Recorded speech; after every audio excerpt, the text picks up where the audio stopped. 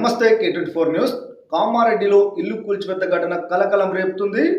శ్రీరామన్ నగర్ కాలనీలో నివసిస్తున్న కాటిమండ మంజుల ఇంటిని అక్రమంగా కూల్చివేశారనే ఆరోపణలు వినిపిస్తున్నాయి. బాధితురాలి ప్రకారం గత 30 సంవత్సరాలుగా తాను ఆ ఇంట్లోనే నివసిస్తున్నట్లు తెలిపారు.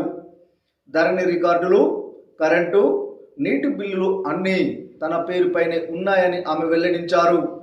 అయితే అదే వ్యక్తులు తమది అని చెప్పి ఇంటిని కూల్చివేశారంటూ మంజుల ఆరోపిస్తున్నారు. ఈ ఘటనపై అధికారులు జోక్యం తీసుకుని తనకు న్యాయం చేయాలని బాధితురాలు కోరుతున్నారు. ఈ కేసులో పోలీసులు ఎలా స్పందిస్తారో ఇప్పుడు ఆసక్తికరంగా మారింది.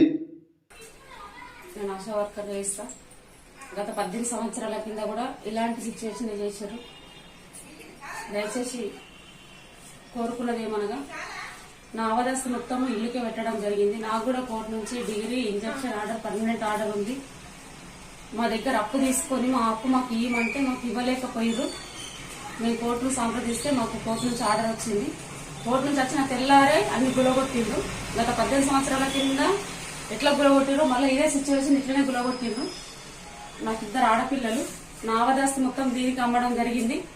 అప్పుడైతే ఎవరైతే కక్షలు, ఎవరైతే పొలిటికల్ నుంచి ఇచ్చేసిండ్రో ఇప్పుడు కూడా అల్లా హస్తమే ఉందని అనుమానాస్పదంగా ఉంది. నాకు 2 బిడ్డలు. దయచేసి ఇప్పటికైనా మాకు న్యాయం కలగాల. మాకు మా ప్రాణానికి హాని ఉంది కాబట్టి దయచేసి మాకు రక్షణ కల్పించాలని కోరుకుంటూ ఇట్లు కే మంజుల. దయచేసి ఇది నా పెళ్లి మ్యారేజ్ ఇళ్ళనే అయింది. గత 36 సంవత్సరాల నుంచి నేను ఇళ్ళనే ఉంటున్నా. నాకు న్యాయం చేయాలని కోరుకుంటున్నాను. నా బిడ్డలు నా మొత్తం కుప్ప గూలి పడిపోయారు. నాకు ఏమి చెయ్యాలో అర్థం కాలేదు. అప్పుడు కూడా బాత్రూంలు, కరెంటు, నల్ల అన్ని గులగొట్టిండ్రు. నా అవదాస్తి మొత్తం నా పిల్లలకు 1 రూపాయి ఇయ్యలేని పరిస్థితిలో